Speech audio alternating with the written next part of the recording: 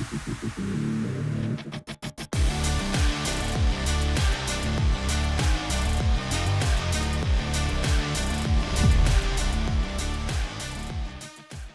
welcome back, StockPulse family. Today, I've got the pleasure of having Bryce Bradley, CEO of Thunderstruck Resources, here with me. Welcome, Bryce. How are you today? Hi.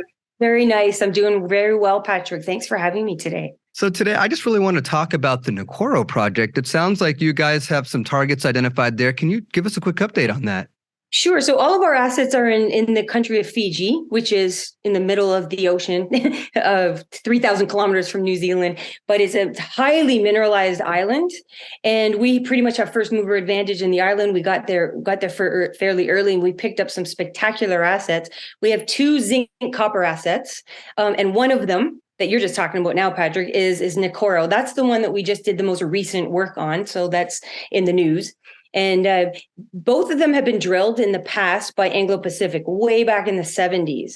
And then pretty much nothing had been done since then. They pulled out like high grade zinc copper, and they'd brought in helicopters to do all of this drilling. We've built in full infrastructure. So we have roads in there now and camps and whatnot. And we just did a geophysical program. We just finished it up a couple weeks ago up at the Nakoro asset, just to try to find new drill targets. We already know that it's highly mineralized, and we have to twin some of the old historical holes to bring it into compliance. High grade zinc, high grade copper. And the IP just gave us a few more drill targets for us to look forward to drilling when we get there. We are in talks with potential joint venture partners to finance the zinc copper drilling on both of our assets. We've got 2, Nakoro and Korakayu. But pretty much this year, we're going to be focusing almost entirely on drilling our previously undrilled gold silver asset. High grade, we found it. It's virgin territory. It was virgin territory, and we've discovered at least 4 very spectacular targets that came back with high grade gold and silver through sampling, mapping, trenching, and we did IP, which is IP geophysical program, over top of those targets in order to delineate all of our drill targets. So we're ready to drill. The rainy season is pretty much over, cyclone season, and dry season is in May, and we hope to get the drill turning hopefully beginning of June, definitely in June at some point.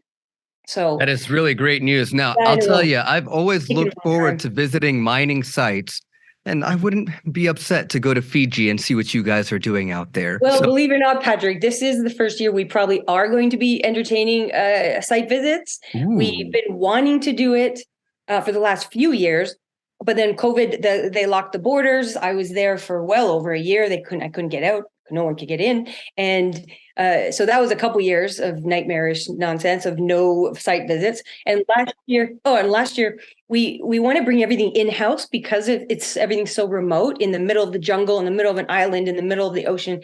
So bringing in contractors is not only expensive, but time consuming, getting in human resources, but getting in all the equipment, the mob, the demob, So starting this year, as of this year, we are doing everything in-house. And so we have our own drill, our own drillers, our own geologists, no more consultants, no more contractors, aside from assays, which we do need to ship to Brisbane. There is no assay lab on the island. But other than that, we're a one-stop shop now. So that's going to cut down on costs easily. Easily in half. It's going to cut in half, plus the time factor. We only have from June, like say May through October to really hit the ground running before it gets a little dicey. And then by December, it's just a nightmare. It's cyclones, landslides, etc. You have to just wait it out.